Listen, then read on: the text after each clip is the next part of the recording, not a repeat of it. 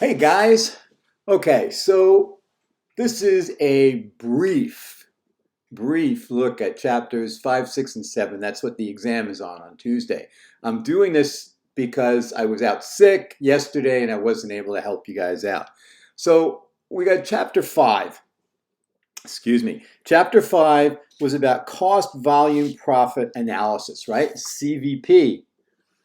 It helps managers understand the interrelationships between the cost of something, right? The cost of making it, the volume, the amount that you make, and the profit, what's left over after you pay the cost. Focuses attention on the interactions among the prices, the volume of activity, the per unit variable cost, the fixed variable costs, and the mix of products sold. So what do we need to know from chapter 5? Contribution margin ratio. How do we calculate it? It's the contribution margin divided by sales, right?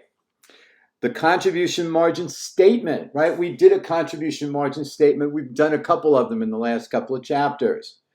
Understanding the impact of changes in variable and fixed expenses on net operating income. Remember, we looked at some problems in this chapter, and it said, well, if you do this and do this, what is it going to do to net income, right? So we need to understand what the effect of fixed expenses is on net income as opposed to variable expenses.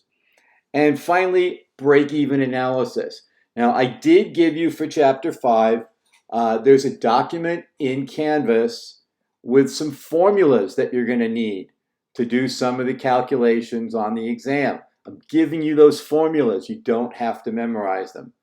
You're welcome. Chapter 6 was about segment analysis. Analyze segments as well as the whole of a business. Started with the difference between variable and absorption costing. Remember that? Remember the fact that variable expenses look at fixed manufacturing overhead as a period cost. So it recognizes the entire fixed manufacturing overhead in the period. Absorption costing, that's the standard cost. That's where you take the fixed manufacturing overhead and you include it in the product cost per unit. So what they pointed out was using the absorption method, if you don't sell all the inventory, then some of that fixed manufacturing overhead is sitting in inventory waiting to be recognized. Things to remember from chapter 6 when we talked about segment reporting. Traceable fixed costs, meaning fixed costs that can be traceable to a segment. Common fixed costs, those are the ones that belong to the company, not to any individual segment. So what that means is if you got rid of the segment, the common fixed costs would remain. Division margins was very important in chapter 6. And remember, we don't allocate fixed expenses. We don't allocate common fixed costs because they're the cost of doing business. Chapter 7 was about ABC, right? Activity-based costing. Looks at differently than traditional costing because it includes traditionally non-manufacturing costs and assigns them to products. Things to remember about ABC. Define activities, cost pools and measures.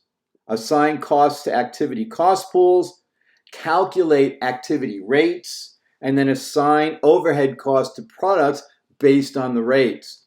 So those are the really basics from those chapters. Once again, I suggest when you're studying for an exam, you're not studying the entire chapters. What you're trying to do is focus on the things that you're not sure of from each chapters. And as I always say, start with those learning objectives at the beginning of the chapter.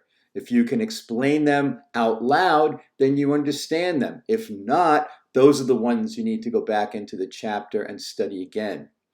So that pretty much takes care of the exam for Tuesday. Remember, I will not be here. You will be home, but you'll be taking the exam in Canvas. So good luck, and I'll see you on Thursday.